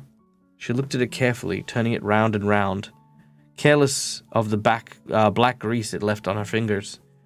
She remembers lamps like this, guessed Rowan, watching her fascinated eyes. She was probably warned not to touch them, yet she was attracted by the flames as young children are. So she remembers. Zeal put the lamp onto the floor and looked up at Rowan. "Before we rest, you must burn another one of the witch's sticks," she abruptly said. "I must know what is to befall us." Rowan hesitated. His hands throbbed as if it already felt the pain that would come when another stick were burnt, and he had only 3 sticks left. Was their need great enough for him to use one now? He turned uncertainly to Alan. Alan nodded. "If Sheba has advice to give, we should have it. Then we will be prepared should the owners of this lamp pay us a visit in the next hour." Reluctantly, Rowan brought out the package from his shirt and unwrapped the oilcloth, taking out a stick. Before doing anything else, he carefully rewrapped the last 2 sticks and put them away, and as he did, he felt the medallion warm against his hand. What part does this play? He asked himself. Is it the medallion that helps me hear Sheba's words, perhaps? "Burn the stick, Rowan," cried Zeal impatiently. "Why do you wait? Thrust it into the flame." Before he could think about it further, Rowan did as she asked, and green fire ran up and down the stick's length, flickering higher and higher until the shadows leapt on all of their faces and on the door behind them. This time the pain in Rowan's hand was so great, so sudden that tears sprang to his eyes. Blinking through a watery haze, he saw Sheba's face appear once more in the flames. It seemed to grin at him, red eyes blazing. Then came the words. "The one who first heard Zebak bells must use the truth the mirror tells. The hand must bleed to reach the end. One finger stands, the other bends. With chains and sorrow you must pay for other hands to guide your way." The green flames wavered and died. The ashen sticks fell to the ground. The oil lamp flickers and went out, as though the strength had been completely consumed, and they were once again in darkness. Trying to keep his voice steady, Rowan repeated the rhyme. "The one who first heard Zebak's bell. You must use the truth the mirror tells. Hand must bleed to reach the end. One finger stands, the other bends. With chains and sorrow you must pay for other hands to guide your way." He could not see the others, but he had no doubt that their faces were dismayed. The rhyme did not help. It didn't tell them what to do if they were caught in this place. It did not tell them how to get out of the maze or where to find Anad.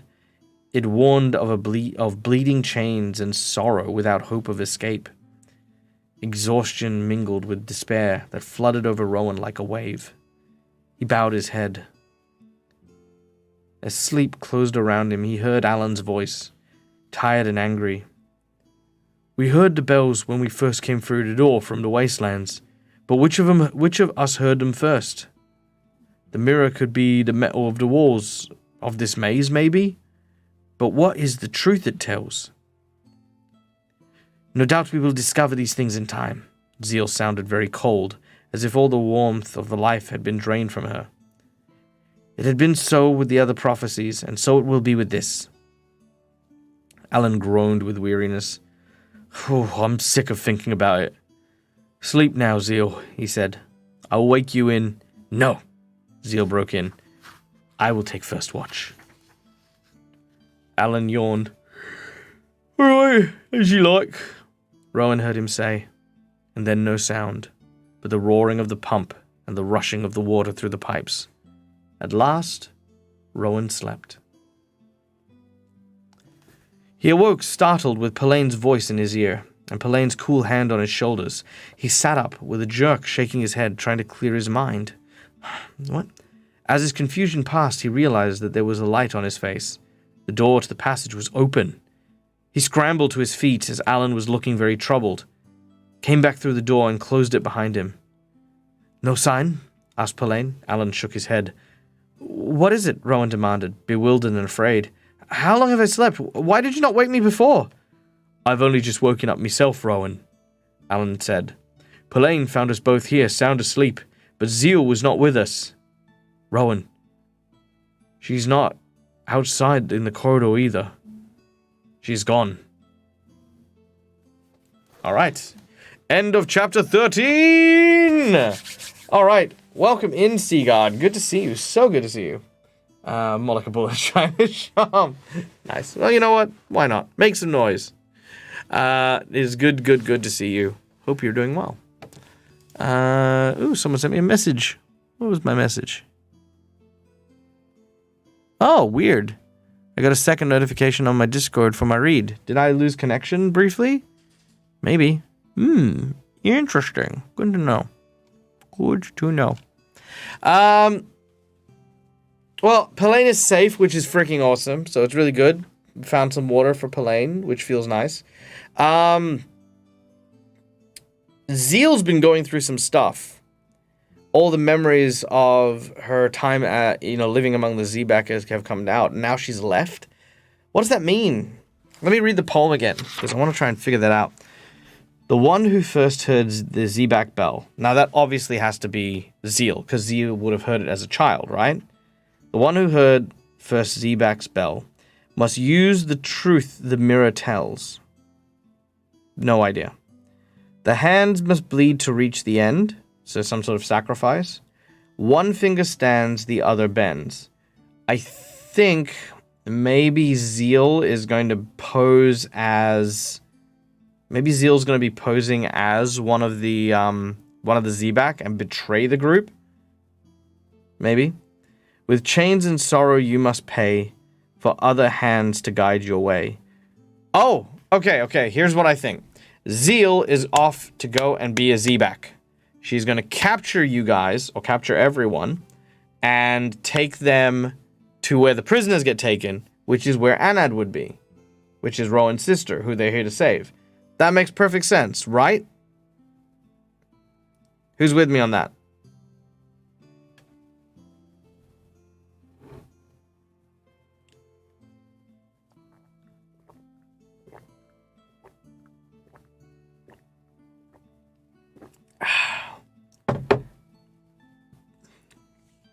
I think that's where I'm going with. I think that's what we're looking at. To get to Anad, they have to be imprisoned themselves.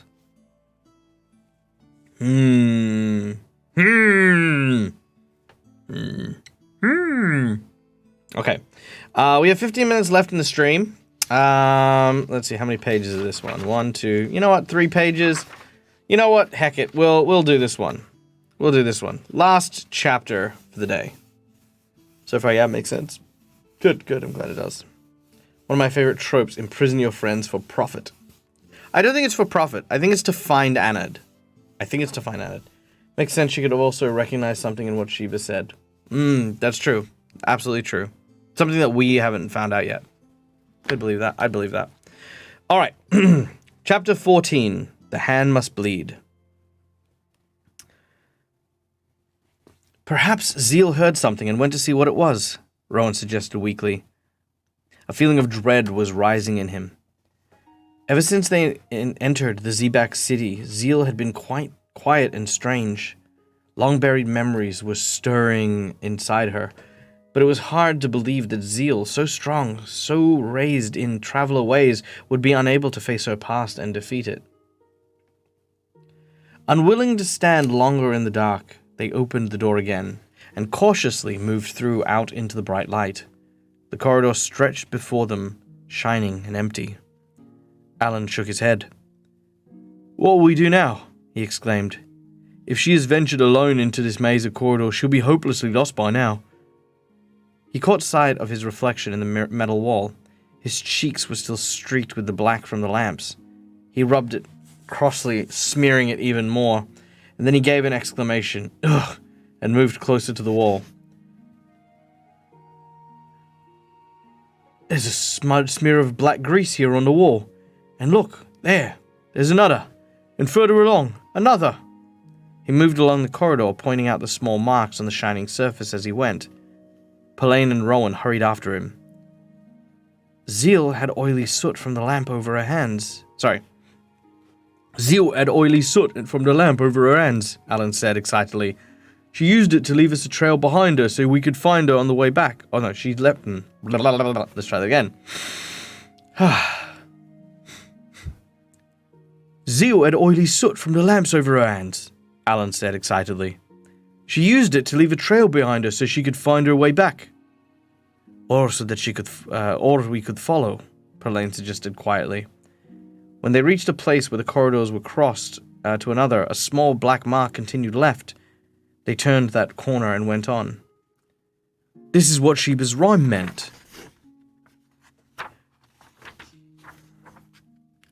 Alan gabbled over his shoulder as he led the way.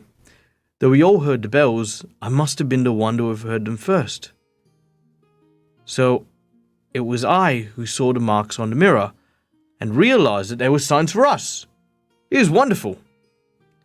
"There has been another prophecy?" asked Pelaine. "Tell me." Rowan repeated the rhyme as they followed Alan around another corner and found themselves in a much broader, longer passage that stretched out on both sides, straight and unbroken. The Maris man listened intently. "I do not like the talks of this chains and sorrow," he said, when Rowan had finished. "And the hand that must bleed, I do not like that either. For all of us are the fingers on fate's hand according to the rhyme Sheba gave you in the hut." Alan had stopped. When they had caught up to him, they saw that all the eagerness had drained from his face. "I'm a fool to have rejoiced," he muttered. "For if the first two lines of the verse are true, the rest will be also. Zeal must be in terrible danger now. Why else has she not returned?" Just then, from somewhere ahead, they heard the sound of many marching feet. They were still distant, but coming in fast. In seconds, the corridors where they stood were echoing with the sound. "They are coming this way," warned Pelaine. They turned and ran back the way they had come, around the corners where Rowan had told Pelaine the rhyme, around the corners before that. There they stopped and listened. The marching sounds were thunderous now. "Why are we waiting?" hissed Alan. "What if they turn the corner?" "That is in fate's hand. But judging by the sound, there are many of them," Pelaine whispered back. "So with any luck, they'll continue along the broad passage and we'll be safe. We will watch and see. There will still be time to run if they turn." They peered cautiously around the corner until they could see the place where the broad passage crossed over the narrower one. Left, right, left, right. The pounding came closer. The metal of the walls beside Rowan's face began to tremble. And then suddenly, marching Zebak guards came into view. There were 4 abreast in their grey-clad armor and shining black boots, moving in perfect time, their eyes fixated forward. Rowan held his breath, poised to run, waiting for them to turn. But they did not turn. They marched straight ahead as Pelaine had predicted they would. Line after line of 4 passed as Rowan counted. 6 lines, 8 lines, 10 lines, 12 lines. Then there were no more, and at last the sounds faded into the distance. Plainly, that broad passageway is dangerous, said Alan, but we must use it if we are to find Zeal. Let us put it behind us as soon as we can. They went back to the broad passage and began to follow Zeal's trail once more, half running in their haste, their ears straining for the sounds of marching feet. The passage stretched ahead, wide and straight, with no signs of a break, until it ended in a sharp turn. If another group of guards appeared, there would be nowhere to hide. They would be seen and captured, as perhaps Zeal had been before then. But the marks on the wall continued. If left But the marks on the walls continued, if less often, the passage remained empty and silent. They turned the final corner to find themselves in an even broader space that ended with two huge doors with curved metal handles. They crept up to the door and listened carefully, but could hear no sound. Should we risk it? Whispered Alan. Pelaine shrugged. We have little choice, he said calmly. He reached for one of the door handles and hesitated, pointing. Rowan saw that the handle bore a small black smudge, showing that Zeal had touched it. Pelaine pulled the handle and swung the door open as they entered the room beyond. It was very large and lined with metal cupboards and pegs on which hung Zebak uniforms and caps. A huge table stood in the middle of the room with benches on either side. There was a great brown flag on the wall, bearing in its center an emblem of black wings like those of the creature that had taken Anad. This is where the guards take their rest, if I'm not mistaken, said Alan nervously. It's not a healthy place for us to be. Across the room there was another door. It was partly opened. Through a gap, you could see a stone wall and the bars of an iron cage. Zeal? Breathed Rowan. Perhaps. They stole across the room and paused at the open door. Again could hear nothing, but Rowan thought he could feel something, stirring in the air. A slight warm breeze that meant the outside world was near. They slipped into the stone-walled space beyond the door, its floor paved with brick. Two more doors took up most of one of the walls, and it was from under those doors that fresh air came. Two wheeled cages stood in place at the center of this space. One they could see was empty, and the other was partially covered by cloth. They tiptoed up towards it. Alan stretched out his hand to pull away the covering. Cautiously, Rowan bent to see. And then there was a pounding rush behind him, a heavy weight crashing into his back, a harsh voice ringing in his ear. He yelled and struggled. A powerful hand grabbed the back of his neck and drove his head forward into the bars of the iron cage. The world seemed to explode in a blinding flash of light and pain. "Enough!" thundered a voice. "We want them alive!" "Yes, sir!" growled Rowan's captor. Rowan was dragged around to face the voice. He could hardly see. His head was spinning, throbbing with pain. He could feel blood trickling down his face. If he had not been upright, he would have fallen to the ground by now. The hand must bleed to reach the end. He became aware that Pelaine and Alan were beside him, being held by other rough hands. He could hear Alan's groaning, or was it his own voice he could hear? Sick and dizzy, he blinked at the tall, grey-uniformed figure striding towards them, heavy black boots ringing on the bricks. By her rigidly straight back and impatient treads, he knew that this was a Zebak officer of high rank without fear or pity. The black lines from forehead to nose gave her face a cruel, stern look. Her mouth was set in a harsh line. Her pale eyes were cold under the shining brim of a stiff grey cap with a crest of black wings. "Silence! Chain them and put them in cages," she snapped. And it was only then, with a shock of horror and disbelief, that Rowan recognized their captor. It was Zeal. End of chapter 14. All right. I think that was a good chapter. It was a good chapter. A lot of tension, a lot of the, marching, closer and closer and having to avoid capture only to be caught at the end. We predicted that likely the riddle meant that Zeal is perhaps impersonating a high-ranking official. I mean, that seems to make sense, the most sense. So I'm not overly worried, but today's read went really well, I think. I think we learned a lot. I don't know how I feel about the world building. And here's why.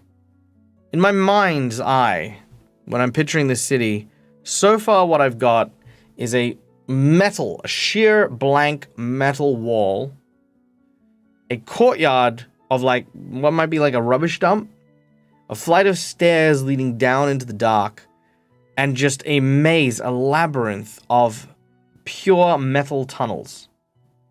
And, you know, I keep thinking about it. I'm like, that's not really, it's so hard to imagine what kind of infrastructure this would be in, where that would be kind of the case, where you'd create this like proverbial underground maze made of pure metal.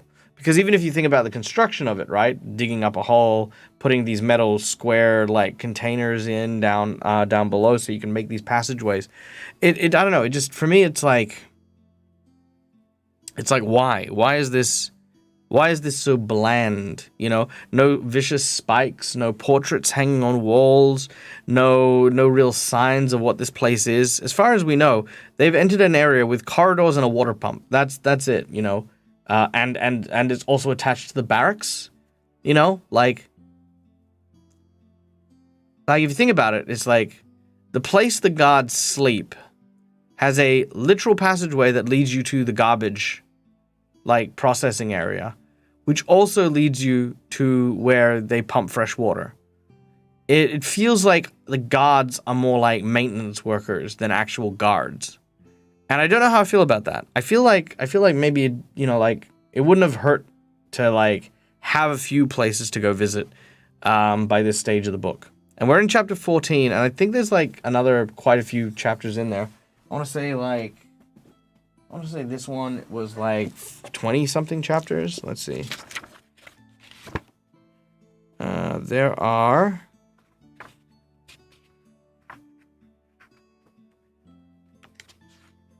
21 chapters. So we're up to chapter 15. So we've got six more chapters to go before we reach the end. And you know, like that's not actually that much. That's like that much left of that one before our final book. So, I mean,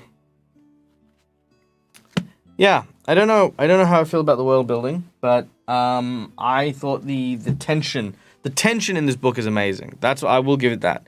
Like, every moment I feel like this place is a place of dread, a place of threat, you know, threatening and stuff like that. Have trash and water treated so close to each other. Yeah, I mean, but that makes sense for, like, maintenance, right? Like, if you were talking about it from, like, you know, like, this is a place where stuff is, like, looked after and cleaned and stuff, that would make perfect sense. But to where you'd also put the guards to sleep, I'm like, you know, like, isn't there, like, a citadel, or isn't there, a barracks or something? Or, you know, like, how small is this place to have to cram everything in the one location? That's just how I feel about it. I mean, again, maybe we'll learn more, but, you know, this is just where I'm at right now. So yeah. Thank you guys for coming and joining us today. We hope you enjoyed this very casual hangout and stream. Thank you to all the people who followed us today. Greatly appreciated. Always good to see so many wonderful and amazing people here. We are going to go and raid. Who are we going to go and raid? Let's see who is up and about. Let's see. Interesting.